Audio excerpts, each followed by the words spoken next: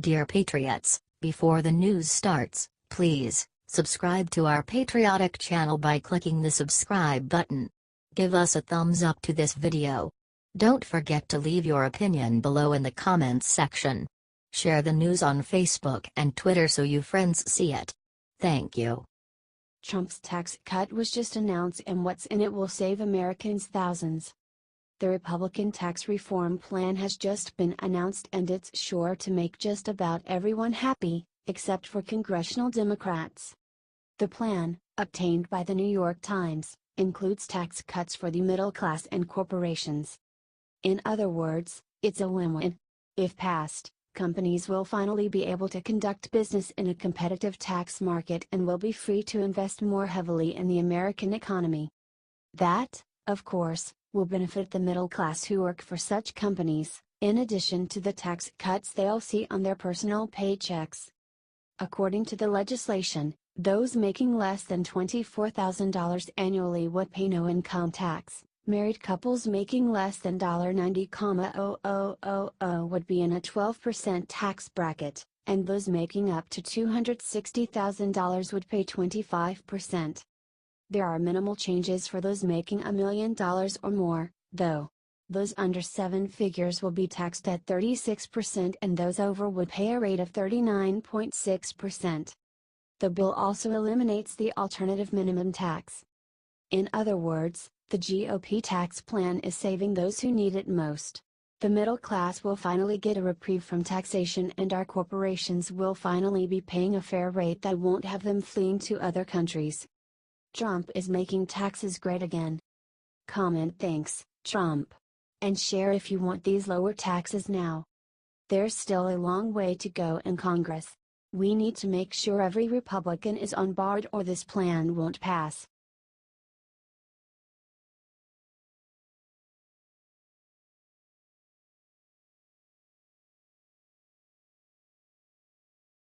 Chuck Schumer hangs head in shame as terror victim's father comes forward with heartbreaking plea.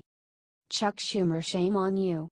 Your disastrous diversity policy has come back to haunt this great, and may I add already the most diverse place on the planet, nation. It is liberalism run amok, and Trump is the antidote, the solution America needed and elected. For one main reason, to stop the madness, to fix the mess the establishment has made of this great country. With things like diversity visas, when we are by far the most diverse, welcoming country in the history of the world. To say nothing of the most generous. James Drake's son, Darren Drake, 32, was one of the 8 victims of the horrific attack. He went on Fox News and made a heartbreaking plea for common sense to prevail and for us to back Trump's bidding plan. He called Darren the perfect son and told how he was pursuing his second master's degree and was on the local school board. How he was respected and liked by all because he was such a good kid. He told Fox News, "These people, they come to the country and they hurt us. I just think that vetting should be a lot more difficult to allow these people who come into the country, especially a single man. You get these radicals, and my son is the victim." Correct. It is madness. And Chuck Schumer better not try to obstruct Trump's common sense solutions. Share if you agree with this brave father.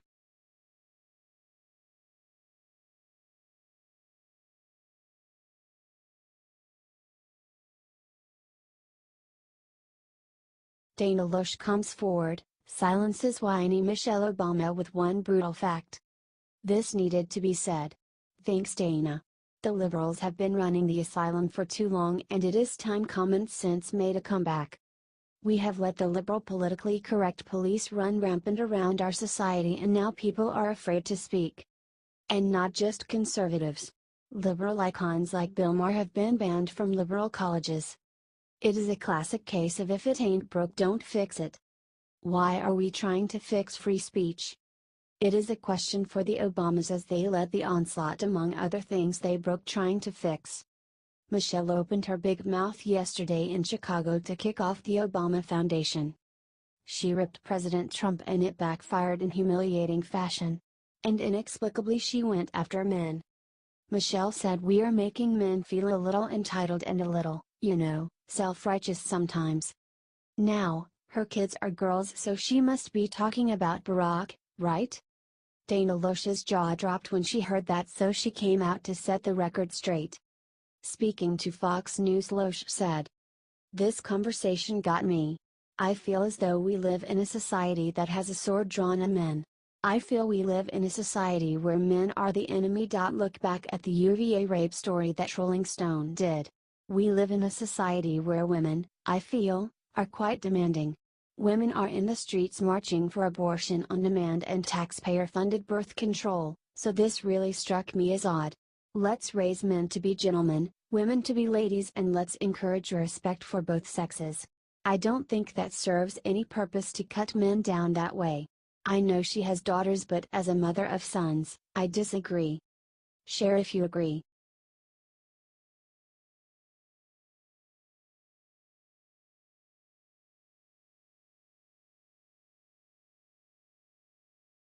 Trump's right. New details emerge about NYC terrorist's wife and they are horrifying. Trump's right again and the media owes him an apology. Trump went on record and spoke the truth, a year or so ago, saying the families know about these radicals. They have to know, how could they not? Keep in mind, when these clowns turn into radical Islamic terrorists, they don't do it in a vacuum. They treat their women so poorly, they never let them leave the house, so they are there and must know. It is common sense. And as more horrifying details emerge about the family, Trump is looking smarter by the minute. The Los Angeles Times just released a shocking expose of the terrorist and his wife after going and talking to neighbors. Many neighbors spoke of how they were uncomfortable because Saipov's wife wore a niqab, a Muslim garment that covers everything except the eyes. There are other Muslims in the community, but most wear scarves around their hair, not the full beekeeper suit. It was unusual around here. You could only see the eyes, said Dolores Stanton Vargas, a neighbor. Saipov and his wife, notes Samyodilova, were considered odd. The wife hardly went out. They were very mysterious, said Altana Dimitrovska, before adding that the wife would watch the world go by and the kids play through the curtains. The girls didn't have friends. There were no parties. Other neighbors said there were two friends who visited often. Men with long beards and their wives in full niqab. And we really hope the FBI is hunting them down right now because something smells rotten here. Another neighbor said the murderer rented multiple trucks and just had them sitting idle. The wife and family and those friends knew what was up. They had to. America takes in all people, and we only ask one thing: assimilate into our culture and share our values. If not, we don't want you here. Share if you agree.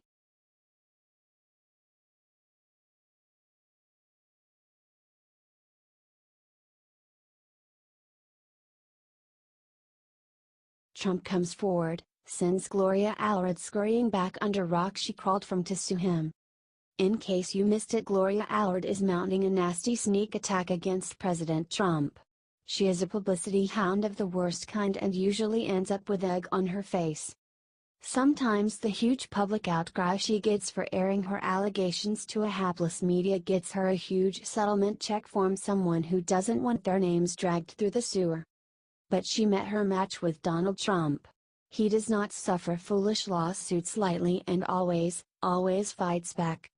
Gloria is actively suing the sitting President of the United States of America on behalf of a former Apprentice contestant who crawled out from under some rock where her career went to die to accuse Trump of sexual assaulting her in a hotel room. Trump hit back and called her a liar. So Gloria is suing for defamation. Can you believe that? What happened to free speech? The right to defend oneself from publicity-seeking harpies like Gloria Allred? According to the New York Post, those are the same issues Trump's lawyer is making in a motion to dismiss this case and send Allred scurrying back under her rock. Trump's lawyers are arguing that Summers Yurvos inserted herself into a political debate with her false accusations at the height of a presidential campaign. And moreover, Trump's lawyer Mark Kasowitz correctly points out that this was a politically motivated attack and that Trump was exercising his right to defend himself when he called her what she is, the worst kind of liar. Share if you agree.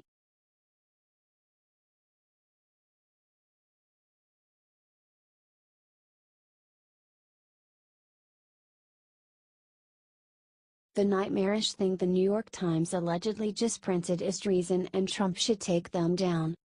This needs to get out. It appeared on Reddit this morning and we at Liberty writers are looking into the veracity of it. It is very treasonous if true. Take a look at this advertisement below. The funny thing is that this ad is so off the cuff. It's way stupid. What are these people resisting? Are they resisting the millions of jobs that Trump has brought in? It's a 17-year high. Are they resisting the stock market being at an all-time high? Are they resisting ISIS being defeated? Are they resisting 3% GDP growth?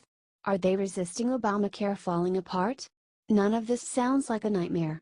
It's the American dream. The resistant is being bankrolled by the Refuse Fascism organization. Refuse Fascism got $50,000 from a group backed by George Soros, according to the Daily Caller. The New York Times is a nightmare. These calls to remove Trump, Pence at all costs is nothing short of treason. It should be treated as such. Share this if you are praying for our president.